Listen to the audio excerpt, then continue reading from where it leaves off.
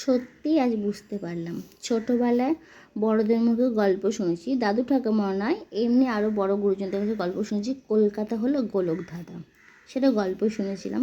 তো সেই গল্পটা যে সত্যি সেটা আজ বুঝতে পারলাম।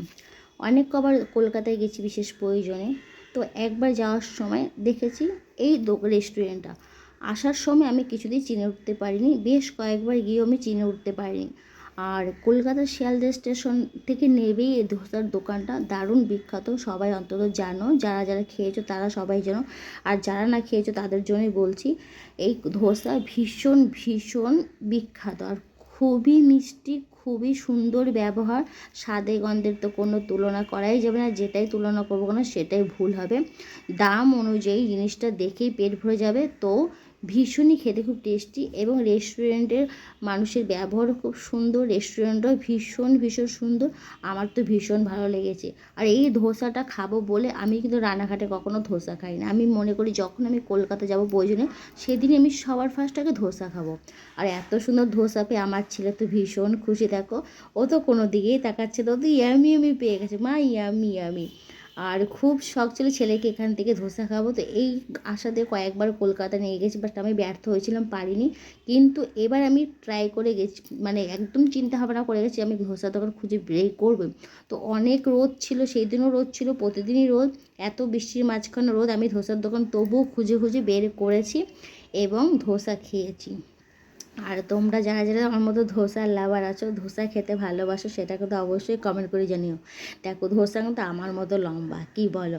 আমার তো ধোসার সাম্বারের চাটনিটা, সাম্বারটা ভীষণ ভালো লাগে। আর ভেতরের তরকারিটা সব ধোসায় সুন্দর হয় না, কিন্তু কিছু কিছু ধোসায় দারুণ সুন্দর হয় ভেতরের তরকারিটা। আর এটা ছিল মশলা ধোসা।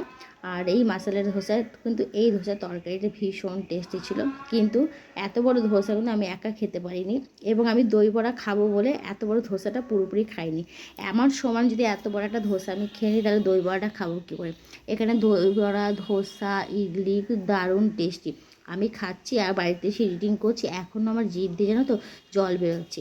এবার ছেলে বলছে, বা তুমি কি সুন্দর একটা খাবার খাওয়ালে, আমার মন ভরে গেল, পেট ভরে গেল, আমার খুব তৃপ্তি হলো, আমি ভীষণ খুশি। আমি এত বড় হয়ে এত বড় ধোসা কখনো খাইনি।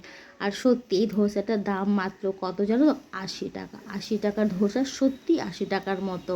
মানে দাম অনুযায়ী জিনিসটা খুবই ঠিক আছে, পুরোপুরি পারফেক্ট, একটু কমও না, একটু বেশিও না। তারপর সব থেকে ভালো লেগেছে রেস্টুরেন্টের ব্যবহার, ভীষণ সুন্দর ব্যবহার, এত সুন্দর ভালো ব্যবহার। আমি অ্যাকচুয়ালি আমি যখনই কোথাও যাই না কেন, সে পাহাড় বলো, নদী বলো, যেখানে ঘুরতে যাই না কেন, আমি রেস্টুরেন্টের মালিকদের ব্যবহার খুব ভালো পাই। এটা হয়তো আমার সৌভাগ্য, তোমাদের আশীর্বাদ ও ভালোবাসা আছে বলে এটা সম্ভব হয়। তো দেখো, আমার সবার ধোসা কিন্তু খাওয়া কমপ্লিট হয়ে গেছে, আমারটা এখনও খাওয়া হয়নি। কী করে খাওয়াবে বলে? আমি এত যদি কথা বলি আর এতবার যদি ক্যামেরা এদিক ওদিক করি, তাহলে আমার তো ধোসা ঠান্ডা জলই হবে। না গো, ঠান্ডা জল হয়নি। আর ঠান্ডা জল হলো ভীষণ টেস্টি লেগেছে খেতে, দারুণ লেগেছে। আহা হা, মনে হচ্ছে এখনই কলকাতা যাই, গিয়ে আর একবার ধোসা খেয়ে এসি, কী বলো? তার নেক্সট টাইম যখন আমি আবার কলকাতা যাব, তোমাদের সবাইকে আমার সাথে নিয়ে যাব। তাহলে চলো এখন, ta-ta bye bye, love you dosa.